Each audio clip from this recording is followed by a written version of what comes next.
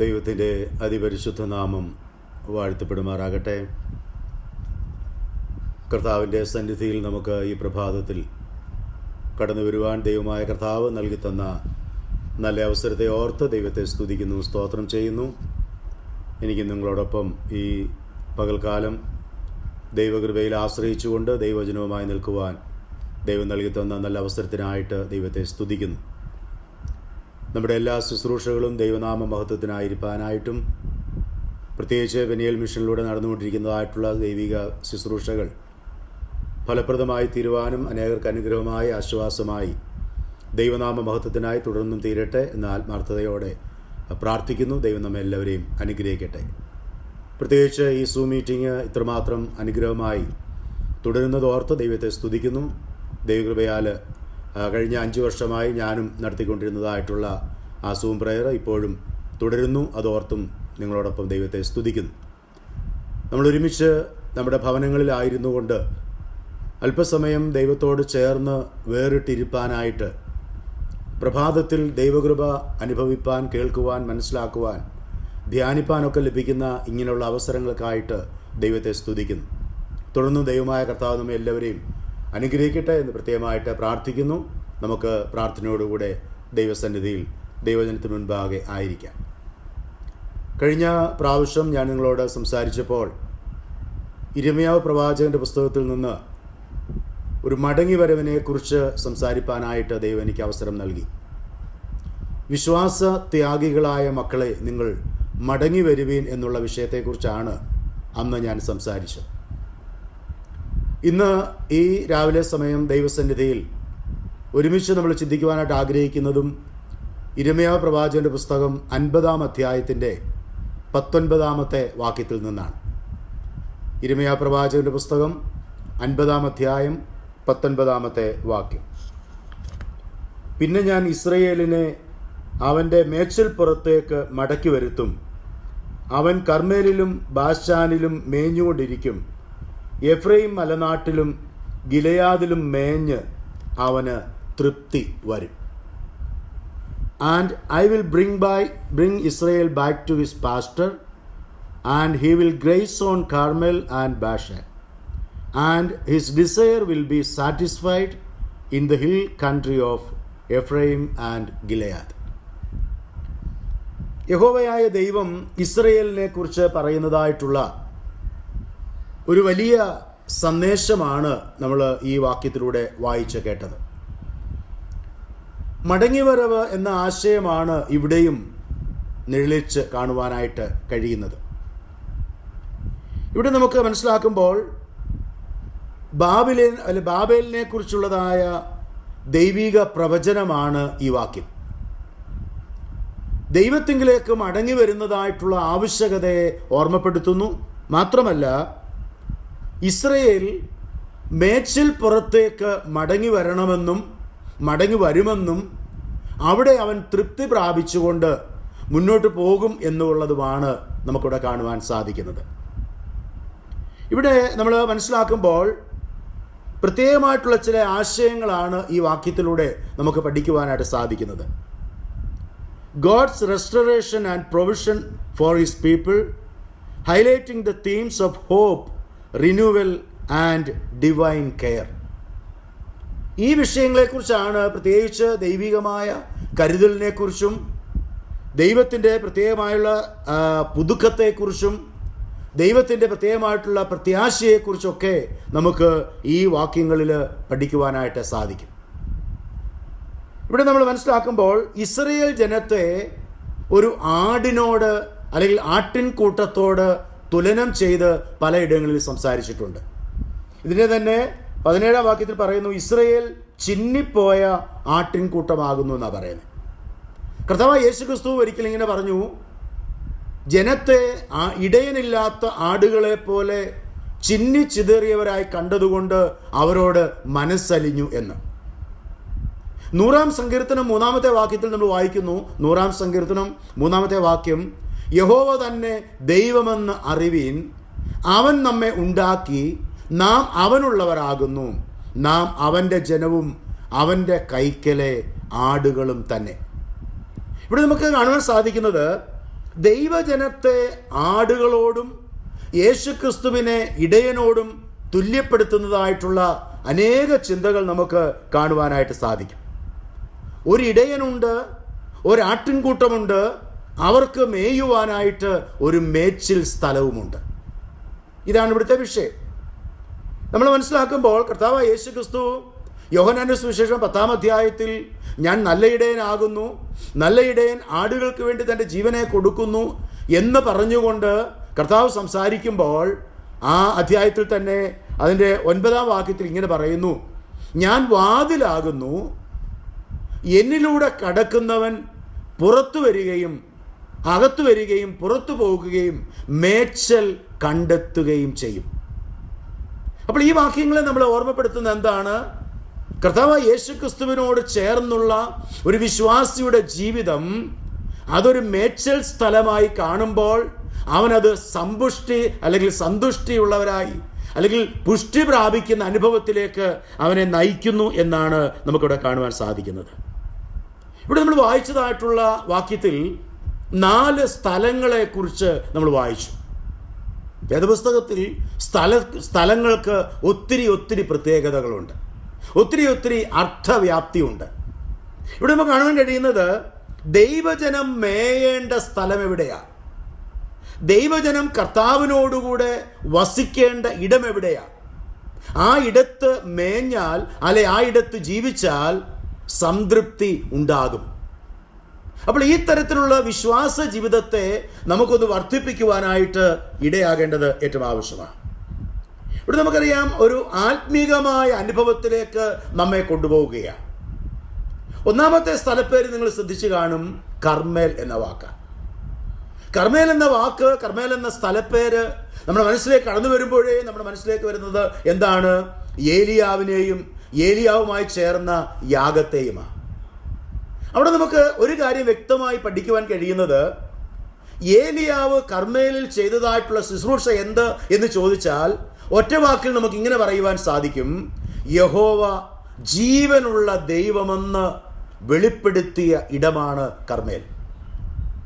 നമ്മൾ ഓർക്കുക, നമ്മുടെ ഓരോരുത്തരുടെയും ജീവിതത്തിൽ ഒരു സാക്ഷ്യ ജീവിതം ആവശ്യമാണ്. ഇവിടെ ഞാൻ പറയുവാൻ ശ്രമിക്കുന്നത് ഈ 4 സ്ഥലങ്ങളുമായി ചേർന്ന് നമ്മുടെ 4 ജീവിത മേഖലകളെയാണ് ഞാൻ ഓർമ്മപ്പെടുത്തുവാനായിട്ട് ശ്രമിക്കുന്നത്.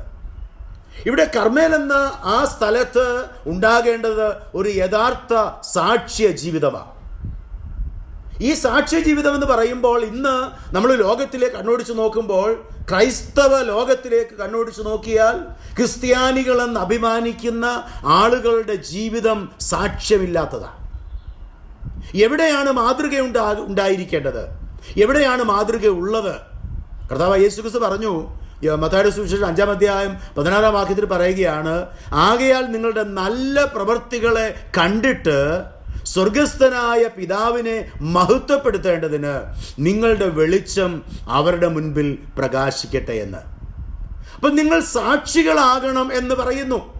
നിങ്ങൾ എൻ്റെ സാക്ഷികളാകുമെന്ന് അപ്പോസ്തല പ്രവൃത്തികൾ 1-ാം അധ്യായം 8-ാം വാക്യത്തിൽ പറയുന്നു. പരിശുദ്ധാത്മാവ് നിങ്ങളുടെ മേൽ വരുമ്പോൾ നിങ്ങൾ എൻ്റെ സാക്ഷികളാകും എന്ന്. പ്രിയമുള്ളവരെ, സാക്ഷികളാകുക എന്ന് പറയുമ്പോൾ എങ്ങനെയാണ് സാക്ഷികളാകേണ്ടത്? ലോകത്തിൻ്റെ വെളിച്ചമായി, ഭൂമിയുടെ ഉപ്പായി, സഹോദരൻ്റെ കാവൽക്കാരനായി, ക്രിസ്തുവിൻ്റെ പത്രമായി നാം ആയിരിക്കേണ്ടത് ഏറ്റവും ആവശ്യമാണ്. എന്നാൽ ഇന്ന് സംഭവിക്കുന്ന പരാജയം എന്താണെന്ന് ചോദിച്ചാൽ, ജീവിതത്തിലൂടെ, പ്രവർത്തനങ്ങളിലൂടെ യഹോവ ദൈവമാണെന്ന് വെളിപ്പെടുത്തുവാൻ നമുക്ക് കഴിയുന്നുണ്ടോ? ഇവിടെ നമ്മൾ മനസ്സിലാക്കേണ്ടത്, ഏലിയാവ് തനിയെ നിന്നുകൊണ്ട് ദൈവസന്നിധിയിൽ അത്ഭുതം പ്രവർത്തിക്കുകയാണ്. അവിടെ പറഞ്ഞത്, നീയാണ് ജീവനുള്ള ദൈവമെന്ന് ഈ നിൽക്കുന്ന ജനം അറിയണം. നമ്മൾ മനസ്സിലാക്കി നോക്കുക, യഹോവയായ ദൈവം ജീവനുള്ള ദൈവമെന്ന് ലോകം അറിയുവാൻ തക്കവണ്ണം ശക്തമായി പ്രാർത്ഥിക്കുന്ന ഏലിയാവിനെ നമ്മളിവിടെ കാണുകയാണ്. വിശ്വാസത്തിൻ്റെ ആഴത്തിൽ പ്രാർത്ഥിച്ച ഏലിയാവിൻ്റെ പ്രാർത്ഥനയ്ക്ക് മുൻപിൽ സ്വർഗം തുറന്നു, സ്വർഗം ഇറങ്ങി വന്നു, തീ ഇറക്കി യാഗവസ്തുവിനെ ദഹിപ്പിച്ചു. പ്രിയമുള്ളവരെ, ഈ നാളുകളിൽ പ്രാർത്ഥനയ്ക്ക് മറുപടി ഉണ്ടാകണമെങ്കിൽ വിശ്വാസത്തോടെ പ്രാർത്ഥിക്കുവാൻ കഴിയണം. യാക്കോബിന്റെ ലേഖനത്തിൽ നമ്മളിങ്ങനെ വായിക്കുന്നു, നാം ഏലിയാവിനോട് സമ സ്വഭാവമുള്ള മനുഷ്യരാകുന്നു എന്നാ പറയുന്നത്.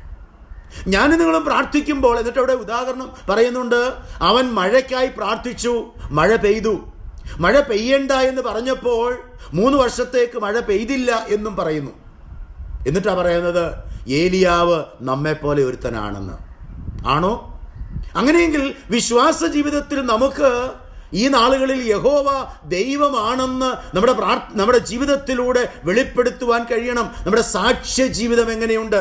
ചിലപ്പോൾ ചോദ്യങ്ങൾ വരും, ചിലപ്പോൾ പരിശോധനകൾ വരും, ചിലപ്പോൾ തനിയെ ആയിപ്പോയെന്ന് വരും. എന്നിട്ടോ ഇവിടെ ഏലിയാവ് ചെയ്ത പ്രവൃത്തി എന്താണ്? ആദ്യ തവണ പ്രവൃത്തികൾ ചെയ്യുവാൻ, യാഗമർപ്പിക്കുവാനായിട്ട് ബാലിൻ്റെ ആളുകൾക്ക് അവസരം കൊടുത്തപ്പോൾ അവർ ചെയ്തതായിട്ടുള്ള പ്രവൃത്തികൾ കാരണം ഉണ്ടാക്കി വെച്ചിരുന്നതായുള്ള യാഗപീഠം ഇളകി മറിഞ്ഞ് കല്ലുകൾ പല സ്ഥലങ്ങളിലേക്ക് മാറിപ്പോയി. ഏലിയാവ് ചെയ്തത് എന്താണ്? അത്ഭുതമുണ്ടാകണമെങ്കിൽ, പ്രാർത്ഥനയ്ക്ക് മറുപടി ലഭിക്കണമെങ്കിൽ, യഹോവ ജീവനുള്ള ദൈവമാണെന്ന് ലോകം അറിയണമെങ്കിൽ, ജീവിതത്തിൽ അടുക്കും ചിട്ടയും മാത്രമല്ല ചില തകർന്നു പോയ കല്ലുകളെ ബന്ധിപ്പിക്കുവാനായിട്ടിടയാകണം, ചില ബന്ധങ്ങളെ കൂട്ടിയോജിപ്പിക്കുവാനിടയാകണം. നമ്മൾ വായിക്കുന്നത് എന്താണ്? അവിടെ ഇളകി കിടന്നതായിട്ടുള്ള ആ 12 കല്ലുകൾ ഇസ്രയേൽ ഗോത്രത്തിനൊത്തവണ്ണം 12 കല്ലുകൾ അടുക്കി വെച്ച്, ആ 12 കല്ല് അടുക്കി വെച്ചിട്ട് യാഗപീഠം പണിത് അതിലേക്ക് യാഗവസ്തുവിനെ വെച്ച് ചുറ്റും തോടുണ്ടാക്കി വെള്ളം നിറച്ച അനുഭവം നമ്മൾ കാണുകയാണ്. അവിടെയല്ലേ അത്ഭുതം പ്രവർത്തിക്കുന്നത്? മാനുഷ്യമായി ചിന്തിച്ചാൽ അബദ്ധം കാണിക്കുന്ന അനുഭവമാണ്. കാരണം എന്താ? കല്ലുകൾ ഉരസി വേണമെങ്കിൽ തീ ഉണ്ടാകാൻ സാധ്യതയുള്ളപ്പോൾ ഇവിടെ ഇത് ആ കല്ലുകൾക്ക് ചുറ്റുമായി വെള്ളം നിറച്ചു വെച്ചിരിക്കുകയാണ്. നമ്മൾ പ്രാർത്ഥനയിൽ ഓർത്തതുപോലെ, പാട്ടിൽ ഓർത്തതുപോലെ, നമ്മുടെ ദൈവത്താൽ ഒരു കാര്യവും അസാധ്യമല്ല. ദൈവത്താൽ സകലവും സാധ്യമാണ്. ഇവിടെ നമ്മൾ കാണുന്നത് അങ്ങനെ സാധ്യമാകുന്ന യാഥാർത്ഥ്യത്തെ നമ്മൾ തിരിച്ചറിയുകയാണ്. ഞാൻ ചോദിക്കട്ടെ, ഞാനും നിങ്ങളും പരസ്യമായും രഹസ്യമായും നിൽക്കുമ്പോൾ യഹോവ ദൈവമെന്ന് വെളിപ്പെടുത്തുവാൻ തക്ക സാക്ഷ്യ ജീവിതം നമുക്കുണ്ടോ? നമ്മുടെ വാക്കുകൾ, നമ്മുടെ പ്രവൃത്തികൾ, നമ്മുടെ ജീവിത അനുഭവങ്ങൾ എല്ലാം തന്നെ ദൈവത്തിൻ്റെ സന്നിധിയിൽ നമ്മൾ സാക്ഷ്യമുള്ളവരായിരിക്കാൻ സാധിക്കണം. ഞാനെപ്പോഴും ഭയത്തോടെ ഓർക്കുകയും ധ്യാനിക്കുകയും പലപ്പോഴും പറയുന്നതുമായിട്ടുള്ളൊരു വാക്യമുണ്ട്, യെഹെസ്കേൽ 22:14. അവിടെ പറയുന്നത് ഇങ്ങനെയാണ്, ഞാൻ നിന്നോട് കാര്യം തീർക്കുമ്പോൾ നീ ധൈര്യത്തോടെ നിൽക്കുമോ? നിന്റെ കൈകൾ ബലപ്പെട്ടിരിക്കുമോ എന്ന്. നിന്റെ ഹൃദയം ഉറച്ചിരിക്കുമോ? നിന്റെ കാലുകൾ ബലപ്പെടുമോ? നിന്റെ കൈകൾ ബലപ്പെടുമോ എന്നൊക്കെ ചോദിക്കുമ്പോൾ ഒരല്പം ഭയം നമ്മുടെ ജീവിതത്തിൽ ഉണ്ടാകുവാൻ സാധ്യതയുണ്ടല്ലേ? അല്പമല്ല, അമിതമായ ഭയം ഉണ്ടാകണം. എന്ന് വെച്ചാൽ നാം ദൈവസന്നിധിയിൽ കണക്ക് കൊടുക്കുവാനായിട്ടൊരു ദിവസമുണ്ട് എന്ന് തിരിച്ചറിയുമ്പോൾ നാം ഈ ലോകത്തിൽ ജീവിച്ച സാക്ഷ്യ ജീവിതത്തിൻ്റെ പ്രത്യേകതകൾ നമുക്കവിടെ തിരിച്ചറിയുവാനായിട്ട് സാധിക്കുന്നു. പ്രിയമുള്ളവരെ, നമ്മൾ ഓർക്കണം, അവിടെ യാഗപീഠം പണിയുവാനായിട്ട് കല്ലുകൾ ക്രമപ്പെടുത്തിയപ്പോൾ നമ്മൾ ഒന്ന് ചിന്തിച്ചു നോക്കിയേ. 1 പത്രോസിന്റെ ലേഖനം 2-ാം അധ്യായത്തിലേക്ക് വരുമ്പോൾ അവിടെ പറയുന്നുണ്ട്, മനുഷ്യർ തള്ളിയതെങ്കിലും ജീവനുള്ള കല്ലായ അവൻ്റെ അടുക്കൽ വന്നിട്ട്. നമ്മൾ വായിക്കുന്നുണ്ട്, യേശുക്രിസ്തു മനുഷ്യർ തള്ളിക്കളഞ്ഞ കല്ലായ ആ കല്ല് മൂലക്കല്ലായി തീർന്നിരിക്കുന്നു എന്ന് പറയുന്നത്. അപ്പോൾ മൂലക്കല്ലായി തീർന്ന യേശുക്രിസ്തുവിനോട് ചേർന്ന് അതിനടുത്ത വാക്യത്തിൽ പറയുന്നു, നിങ്ങളെയും അവൻ ജീവനുള്ള കല്ലുകളായി പണിയപ്പെടുന്നു എന്ന്. പ്രിയമുള്ളവരെ, നാം ഓരോരുത്തരും കർത്താവിൻ്റെ സന്നിധിയിൽ നിൽക്കുമ്പോൾ ജീവനുള്ള കല്ലായ യേശുക്രിസ്തുവിനോട് ചേർത്ത് ബന്ധിക്കപ്പെട്ട ദൈവജനമാണെങ്കിൽ നാം ജീവനുള്ള കല്ലുകളായി പണിയപ്പെടുകയാണ് എന്ന് തിരിച്ചറിയുമ്പോൾ അത് നമ്മളുടെ ജീവിതം അറിയുവാനായിട്ട് സാധിക്കുന്നു. നമുക്കറിയാം, അടിസ്ഥാന കല്ലുകളെ കാണുവാൻ കഴിയുകയില്ല, മൂലക്കല്ലിനെ കാണുവാൻ കഴിയുകയില്ല. പക്ഷേ മുകളിലോട്ട് പണിതു വരുന്നതായിട്ടുള്ള ആ ഭിത്തിയിലെ കല്ലുകളെ കാണുവാനായിട്ട് സാധിക്കും എന്ന് പറയുമ്പോൾ നമ്മൾ ഓർക്കണം, ക്രിസ്തുവിൽ വേരൂന്നിയ ജീവിതം എന്നൊക്കെ നമ്മൾ പറയാറുണ്ടല്ലോ, പ്രത്യേകിച്ച് പൗലോസിന്റെ ലേഖനത്തിൽ. നമുക്ക് വേര് ആഴ്ന്നിറങ്ങുന്നത് കാണുവാൻ കഴിയത്തില്ല. തടി കാണാൻ സാധിക്കും, ഇലകൾ കാണുവാൻ സാധിക്കും, ഫലം കാണുവാൻ സാധിക്കും, അല്ലേ? ഇതാണ് നമ്മൾ മനസ്സിലാക്കേണ്ടത്. ആഴത്തിലേക്ക് പോകുന്നത് അല്ല മുകളിലേക്ക് പോകുന്നത്. കാണുമെങ്കിൽ ആഴത്തിലേക്ക് ആരോട് ചേർന്ന് ആയിരിക്കുന്നു, ആരോട് ചേർന്ന് കെട്ടുപണി ചെയ്യുന്നു, അതിനനുസരിച്ചാണ് മുകളിലേക്കുള്ള പണി എന്നുള്ളത് നമുക്ക് മനസ്സിലാക്കുവാൻ കഴിയും. അതുകൊണ്ട് യഥാർത്ഥ സാക്ഷി ജീവിതം കർമ്മേലിന്റെ അനുഭവത്തിൽ ഏലിയാവിന് ഉണ്ടായതുപോലെ യഹോവ ജീവനുള്ള ദൈവമെന്ന് മറ്റുള്ളവർ കാണുവാൻ ഭയപ്പെടുവാൻ ഇടയാകട്ടെ. രണ്ടാമത്തെ കാര്യം നമ്മൾ വായിക്കുന്നത് ബാശാൻ എന്ന സ്ഥലത്തെക്കുറിച്ചാണ്. സങ്കീർത്തനങ്ങളിൽ നമ്മൾ വായിക്കുന്നുണ്ട്. 136 സങ്കീർത്തനത്തിൽ ബാശാൻ രാജാവായ ഓഗിനെയും എന്ന് പറഞ്ഞ് അവിടെ ആ വാക്യം തുടരുകയാണ്. നിങ്ങൾ സമയമുള്ളപ്പോൾ ആവർത്തന പുസ്തകം 3-ാം അധ്യായം പഠിക്കുമ്പോൾ 4 മുതലുള്ളതായ 12 വരെയുള്ള വാക്യങ്ങളിൽ ബാശാൻ രാജാവിനെ കുറിച്ച്, ഓഗിനെ കുറിച്ച് അല്ലെങ്കിൽ ബാശാനെ കുറിച്ച് അവിടെ പറയുന്നുണ്ട്. അവിടെ ഒരു യുദ്ധത്തിന്റെ പ്രതീകമാകാണെന്ന്, മല്ലന്മാരുള്ളൊരു ഇടമാകാണെന്ന്. ഇവിടെ ഞാൻ പറയട്ടെ, ഒന്ന് ഞാൻ ഓർമ്മപ്പെടുത്തിയത്, ഒരു വിശ്വാസിയുടെ ജീവിതത്തിൽ അവൻ മേയേണ്ടതായിട്ടുള്ള, ജീവിക്കേണ്ടതായിട്ടുള്ള ഒന്നാമത്തെ സാക്ഷ്യ ജീവിതമാണ്. രണ്ടാമത് ഇവിടെ കാണുവാൻ സാധിക്കുന്നത് ഒരു വിശ്വാസിക്ക് ഉണ്ടാകേണ്ടത് ഒരു ജയ ജീവിതമാണ്. മല്ലന്മാരുണ്ട്, പ്രതിസന്ധികളുണ്ട്, ശത്രുക്കളുണ്ട്. നമ്മൾ വായിക്കുന്നു 136-ാം സങ്കീർത്തനം, ബാശാൻ രാജാവായ ഓഗിനെയും അവന്റെ ദയ എന്നേക്കും ഉള്ളത് എന്ന് വെച്ചാൽ ബാശാൻ രാജാവായ ഓഗിനെ തകർത്തെറിയുവാനായിട്ട് ദൈവജനത്തിന് സാധിച്ചെങ്കിൽ അതിന്റെ അർത്ഥം എന്താണ്? നമ്മുടെ ദൈവം യുദ്ധവീരനായ ദൈവമാണ്. യുദ്ധം യഹോവയ്ക്കുള്ളതാ. നിങ്ങൾ മിണ്ടാതിരിപ്പീൻ, അതിന് അവസരം തരുവീനെന്ന് പറയുന്ന വാക്കുകൾ പുറപ്പാട് 14 നമ്മൾ കാണുവാൻ സാധിക്കുന്നു. നമ്മളിവിടെ മനസ്സിലാക്കേണ്ടത്, നമ്മളോട് കൂടെയുള്ളതായ ദൈവം നമുക്ക് വേണ്ടി യുദ്ധം ചെയ്യുമ്പോൾ നമുക്ക് വേണ്ടി പ്രവർത്തിക്കുവാനായിട്ട് ദൈവത്തിന് സാധിക്കുമെന്നുള്ളതിന് യാതൊരു സംശയവുമില്ല. അതുകൊണ്ട് നമ്മുടെ പോരാട്ട ജീവിതം ജയജീവിതമാണോ എന്ന് പരിശോധിക്കണം. ഇന്ന് വിശ്വാസികൾ പരാജയപ്പെട്ട ക്രിസ്ത്യാനികളായിട്ടാണോ അതോ ജയിക്കുന്ന ആ അനുഭവത്തിലാണോ? നമുക്കറിയാം, നമ്മളോടുകൂടെ ഉള്ളവൻ ജയിച്ചവനല്ലേ? യേശുക്രിസ്തു പറഞ്ഞു, യോഹന്നാൻ 16:33, ലോകത്തിൽ നിങ്ങൾക്ക് കഷ്ടമുണ്ട്, എങ്കിലും ധൈര്യപ്പെടുവീൻ, ഞാൻ ലോകത്തെ ജയിച്ചിരിക്കുന്നു എന്ന്. അപ്പോൾ ലോകത്തെയും പിശാചിനെയും അതുപോലെ പാപത്തെയും എല്ലാറ്റിനെയും ജയിച്ചവനായിരിക്കുന്ന യേശുക്രിസ്തു, മരണത്തെ ഭേദിച്ച് നരകത്തെ ഭേദിച്ച് ഉയർത്തെഴുന്നേറ്റവനായിരിക്കുന്ന യേശുക്രിസ്തു നമ്മോട് പറയുകയാണ്, നിങ്ങൾക്കും ഒരു ജയജീവിതമുണ്ട് എന്ന്. പ്രിയമുള്ളവരെ, ബാശാന്റെ അനുഭവങ്ങൾ ജീവിതത്തിൽ കടന്നു വരാൻ കേട്ടോ. അതുകൊണ്ടാണ് എഫേസ്യ ലേഖനത്തിൽ വായിക്കുന്നുണ്ട്, നിങ്ങൾക്ക് പോരാട്ടമുള്ളത് ജഡരക്തങ്ങളോടല്ല, വാഴ്ചകളോടും അധികാരങ്ങളോടും സ്വർലോകത്തിലെ ദുഷ്ടാത്മാ സേനയോടും അത്രയെന്ന്. നാം പിശാചിനോട് ജയിച്ച് ജയം പ്രാപിക്കുവാൻ സാധിക്കണം. ജഡത്തോട്, ലോകത്തോട്, പിശാചിനോട് ജയിക്കുവാനായിട്ട് നമുക്ക് സാധിക്കുന്നുണ്ടോ? പാപത്തോട് ജയിച്ചവരായിട്ടാണ് ഇന്ന് അനേക വിശ്വാസികളെന്ന് അഭിമാനിക്കുന്നവർ പാപത്തോട്, ലോകത്തോട്, ജഡത്തോട് പരാജയപ്പെടുകയാണ്.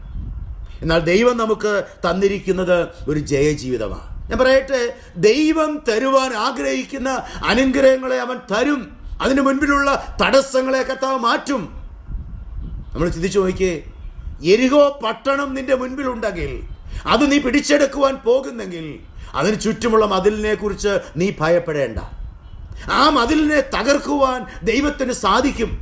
നമ്മൾ ഇന്നായിരിക്കുന്ന ജീവിത മേഖലകളിൽ, നമ്മുടെ വിശ്വാസ ജീവിതത്തിൽ, പ്രവർത്തന മേഖലകളിൽ നമ്മൾ എത്രത്തോളം പരാജയ ഭീതിയിലായിരിക്കുന്നു.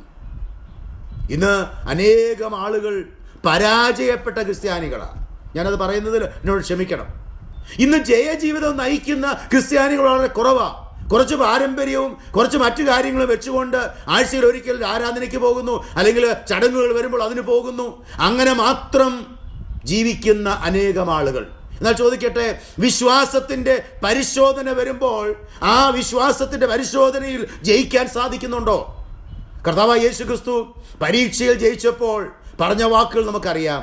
മനുഷ്യൻ അപ്പം കൊണ്ട് മാത്രമല്ല, ദൈവത്തിന്റെ വചനം കൊണ്ടും ജീവിക്കുന്നു. എന്നിട്ട് ദൈവമായ കർത്താവിനെ നമസ്കരിച്ച് അവനെ മാത്രമേ ആരാധിക്കാവൂ, എന്നെ വിട്ടു പോ എന്ന് പറയുവാൻ തക്ക ധൈര്യം കർത്താവിനുണ്ടായിരുന്നു. കർത്താവിൻ്റെ മക്കൾക്കും അത് കർത്താവ് വാഗ്ദാനം ചെയ്തിട്ടുണ്ട്. കാരണം എന്താ? കർത്താവ് കൂടെയുള്ളത്. ജയവീരനായിരിക്കുന്ന, നമ്മൾ വായിക്കുന്നുണ്ട്, സൈന്യങ്ങളുടെ ദൈവമായ യഹോവ നമ്മുടെ മുൻപിലുണ്ട്. പിന്നെ എന്തിനു ഭയപ്പെടണം? അതുകൊണ്ട് കർത്താവിനോട് ചേർന്ന് ഒരു ജയജീവിതം നയിക്കുവാൻ നമുക്ക് സാധിക്കട്ടെ. ചിലപ്പോൾ തടസ്സങ്ങളൊക്കെ മുൻപിൽ വന്നേക്കാം കേട്ടോ. തടസ്സപ്പെടുത്തുന്ന പ്രവൃത്തികൾ വന്നേക്കാം. തടസ്സപ്പെടുത്തുന്ന നിരാശകളും വേദനകളും നിന്ദകളും പരിഹാസങ്ങളും ജീവിതത്തിൽ ആഞ്ഞടിച്ചു എന്ന് വന്നേക്കാം. എന്നാൽ അതിൻ്റെ മധ്യത്തിൽ പുറകോട്ട് പോകുവാനിടയാകാതെ മുൻപോട്ട് പോകുവാനായിട്ട് നമുക്ക് കഴിയണം. പൗലോസ് അപ്പോസ്തലൻ പറഞ്ഞതുപോലെ, ഒന്ന് ഞാൻ ചെയ്യുന്നു, എൻ്റെ പിമ്പിലുള്ളതിനെ മറന്ന് മുമ്പിലുള്ളതിലേക്ക് ആഞ്ഞും കൊണ്ട് ക്രിസ്തുയേശുവിൻ്റെ പരമവിളിയുടെ വിരുദ്ധരായിട്ട് ഞാൻ ലാക്കിലേക്ക് ഓടുകയാണ്. അവിടെ മുൻപിൽ ഞാനും നിങ്ങളുമായിരിക്കുന്നത് ഒരു പോർക്കളത്തിലാണ്. മറന്നു പോകരുത് കേട്ടോ. ഒരു പടയാളിയായി ഞാനും നിങ്ങൾ നിൽക്കുന്നുവെങ്കിൽ പരാജയം നമ്മുടെ മുൻപിലില്ല. പരാജയ ഭീതി ഉണ്ടാകാം. എന്നാൽ അതിന് മധ്യത്തിൽ ജയാളിയായിരിക്കുന്ന യേശു കർത്താവിനോട് ചേർന്ന് മുന്നോട്ട് പോകുവാനായിട്ട് ഒരു ജയജീവിതം നയിപ്പാൻ നമുക്ക് സാധിക്കണം. നമ്മുടെ ജീവിതത്തിൽ നമുക്ക് ഏതെല്ലാം മേഖലകളിൽ ജയം ആവശ്യമായിരിക്കുന്നുവോ അത്രയും മേഖലകളിൽ ജയജീവിതം നയിപ്പാനായിട്ട് നമുക്ക് സാധിക്കട്ടെ.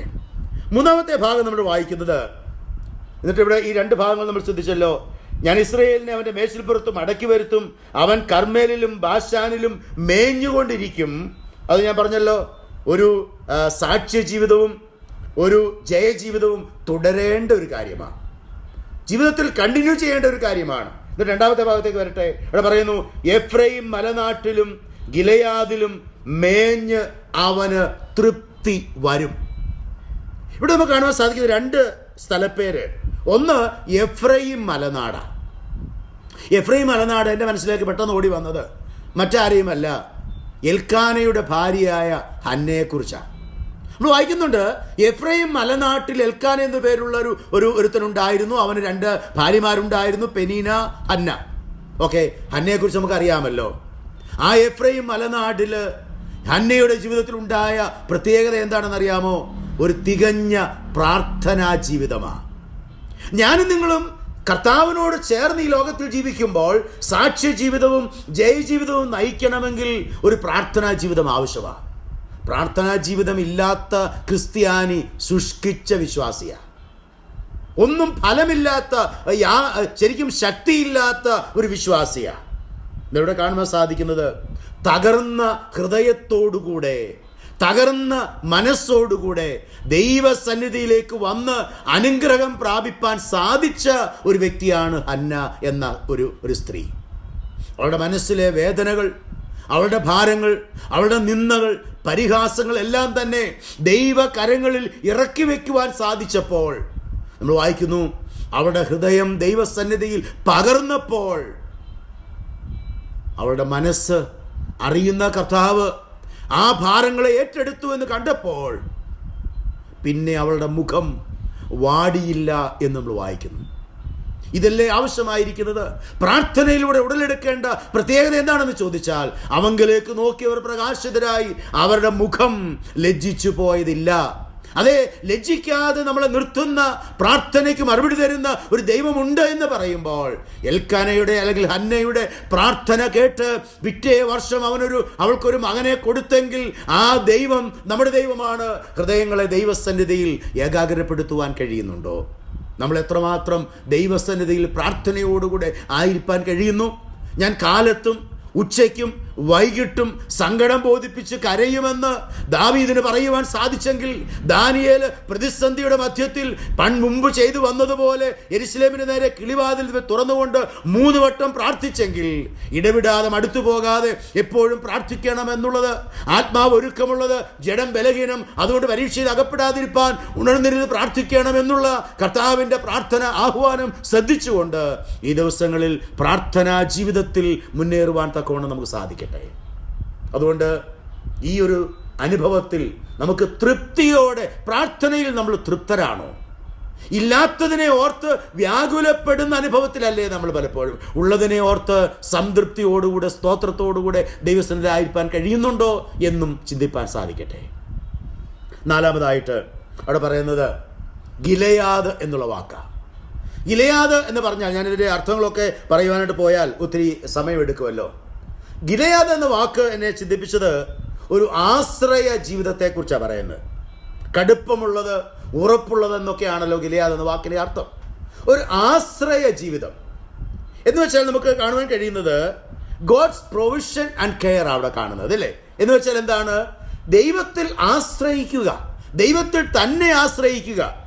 ഇവിടെ മനസ്സിലാക്കണം, 8-ാം അധ്യായത്തിലേക്ക് വരുമ്പോൾ യിരെമ്യാവ് 8:22 പറയുന്നു, ഗിലെയാദിൽ സുഗന്ധതൈലം ഇല്ലയോ, ഗിലെയാദിൽ വൈദ്യനില്ലയോ എന്നൊക്കെ ചോദിക്കുന്നുണ്ട് അല്ലേ. അപ്പോൾ ഒരു സൗഖ്യദായക ശുശ്രൂഷ ദൈവം വാഗ്ദാനം ചെയ്യുമ്പോൾ അത് പ്രാപിച്ചെടുക്കുവാൻ തക്ക വിശ്വാസത്തോടെ ആശ്രയത്തോടെ അവനിലേക്ക് ചെല്ലണമെന്ന് അതിൻ്റെ അർത്ഥം. മാത്രമല്ല, നമുക്ക് 46:11 വായിക്കുന്നുണ്ട്, ഗിലെയാദ് ശരിക്കും ആശ്രയസ്ഥാനമാണ് എന്ന്. നമുക്ക് ആശ്രയസ്ഥാനമായി ഗിലെയാദിനെ കാണുവാൻ കഴിയുന്നുണ്ടോ എന്ന് വെച്ചാൽ, കർത്താവാണ് നമ്മുടെ ആശ്രയം. നമ്മൾ വായിക്കുന്നുണ്ട് സങ്കീർത്തനത്തിൽ, മനുഷ്യരിൽ ആശ്രയിക്കുന്നതിനേക്കാൾ പ്രഭുക്കന്മാരിൽ ആശ്രയിക്കുന്നതിനേക്കാൾ യഹോവയിൽ ആശ്രയിക്കുന്നത് നല്ലത്. സഹായിപ്പാൻ കഴിയാത്ത മനുഷ്യപുത്രന്മാരിലും ആശ്രയിക്കരുത്. യിരെമ്യാവിൽ വീണ്ടും പറയുന്നുണ്ട്, നമുക്കറിയാവുന്ന വാക്യമാണ്, യഹോവയിൽ ആശ്രയിക്കുകയും യഹോവ തന്നെ ആശ്രയമായിരിക്കുകയും ചെയ്യുന്ന മനുഷ്യൻ ഭാഗ്യവാൻ എന്ന്. നമ്മുടെ ആശ്രയം എവിടെയാണ്? യഹോവയിൽ ആശ്രയിക്കുന്നവർ എന്നേക്കും കുലുങ്ങാതെ നിൽക്കുന്ന സിയോൻ പർവ്വതം പോലെ ആയിരിക്കും എന്ന് പറയുന്നു. ദൈവത്തിൽ ആശ്രയിക്കുക എന്ന് പറയുമ്പോൾ അവനിൽ തന്നെ ശരണപ്പെടുക എന്നാണ് അതിൻ്റെ അർത്ഥം. പ്രിയമുള്ളവരെ, നമ്മുടെ ജീവിതത്തിൽ നമ്മുടെ വിടുതലിനായിട്ട്, പ്രതിസന്ധികളുടെ പരിഹാരത്തിനായിട്ട്, ആവശ്യങ്ങളുടെ നിറവേറലിനായി നാം ദൈവസന്നിധിയിലേക്ക് കടന്നു വരുമ്പോൾ ഓർക്കണമേ, ദൈവം തന്നെ നമ്മുടെ ആശ്രയമാണ് എന്ന് തിരിച്ചറിയണം. ഇന്ന് ആശ്രയം എവിടെ വെച്ചിരിക്കുന്നു?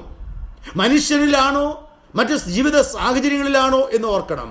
നിസ്സാര കാര്യങ്ങൾ കൊണ്ട് ഈ കാണുന്നതൊക്കെ തകർന്നു പോകാവുന്ന ഈ ലോകത്തിൽ നമ്മൾ ജീവിക്കുമ്പോൾ മാറ്റപ്പെടാത്ത, മാറിപ്പോകാത്ത, നിലനിൽക്കുന്ന ഈ കർത്താവിൽ തന്നെ നമ്മുടെ ആശ്രയമായിരിക്കാനായിട്ട് ഈ നാളുകളിൽ സാധിക്കട്ടെ. അതുകൊണ്ട് ഇവിടെ എന്താണ് നമ്മൾ ചിന്തിച്ചത്? പ്രാർത്ഥനാ ജീവിതത്തിൽ തൃപ്തി ഉണ്ടാകണം, അതുപോലെ ആശ്രയ ജീവിതത്തിൽ തൃപ്തി ഉണ്ടാകണം. പൗലോസ് അപ്പോസ്തലൻ പറഞ്ഞു, ഞാൻ ഏതവസ്ഥയിൽ ഇരിപ്പാനും പഠിച്ചിട്ടുണ്ട്. ഇല്ലായ്മയുടെ അവസ്ഥയിലും ഉള്ള അവസ്ഥയിലും അവൻ തൃപ്തനാണ്. അപ്പോൾ ഒരു സംതൃപ്ത ജീവിതം ആവശ്യമാണ്. ഇന്ന് വിശ്വാസികളുടെ നെട്ടോട്ടം ഓടുന്നത് കണ്ടാൽ, പ്രത്യേകിച്ച് എവിടുന്ന് കിട്ടും അനുഗ്രഹമെന്ന് ഓർത്ത് കുറുക്ക് വഴിയിലൂടെ സമ്പാദിക്കാനായിട്ട് ഒത്തിരി ചില സ്ഥലങ്ങളൊക്കെ കണ്ടുപിടിച്ച്, ചില ഇടങ്ങളൊക്കെ കണ്ടുപിടിച്ച്, ചില വ്യക്തികളൊക്കെ കണ്ടുപിടിച്ച് സഹായത്തിനായിട്ട് ഓടുകയാണ്. അവർക്കേ സഹായമില്ല, അവരെ മറ്റ് ആശ്രയം കണ്ടെത്തിക്കൊണ്ടിരിക്കുകയാണ്. അങ്ങനെയുള്ള ആളുകളുടെ അടുക്കിലേക്ക് ഓടിപ്പോകുന്നവർ ഓർക്കണം, അവിടെയല്ല ഓടേണ്ടത്. നിന്റെ മുൻപിൽ തന്നെ മുട്ടുകളെ മടക്കിയാൽ, ദൈവത്തിൻ്റെ സന്നിധിയിൽ മുട്ടുകളെ മടക്കുമ്പോൾ അവിടെ നമുക്ക് വേണ്ടി പ്രവർത്തിക്കുവാൻ ദൈവം ശക്തനാണ്. കാരണം എന്താ? തങ്ങൾ ആശ്രയിക്കുന്നവരെ അവൻ അറിയുന്നു. അവൻ ആരെയും ലജ്ജിപ്പിക്കുന്ന ദൈവമല്ല.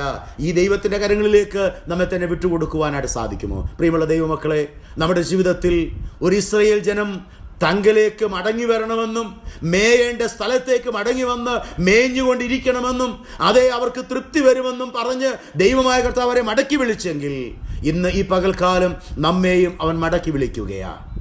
ഞാനും നിങ്ങളും കർത്താവിൻ്റെ സന്നിധിയിലേക്ക് മടങ്ങി വരേണ്ടത് ഏറ്റവും ആവശ്യമാണ്. ഒരു കർമ്മേലിൻ്റെ ഒരു സാക്ഷ്യ ജീവിതത്തിൻ്റെ അനുഭവമുണ്ടോ? ഒരു സ്പിരിച്വൽ ഗ്രോത്ത് ആൻഡ് ബ്ലെസ്സിങ്സ് നമ്മുടെ ജീവിതത്തിൽ ഉണ്ടായിട്ടുണ്ടോ? നമുക്കറിയാം, പൂന്തോട്ടം എന്ന വാക്കാണ് കർമ്മേൽ എന്ന വാക്കിൻ്റെ അർത്ഥമായി കൊടുത്തിരിക്കുന്നത്. അത് അനേകർ ആകർഷിക്കത്തക്കതായിട്ടുള്ള പൂക്കൾ നിറഞ്ഞ ഇടമാണ് കർമ്മേലെങ്കിൽ എൻ്റെ നിങ്ങളുടെ ജീവിതം അങ്ങനെ ആയിരിക്കാനായിട്ട് സാധിക്കട്ടെ.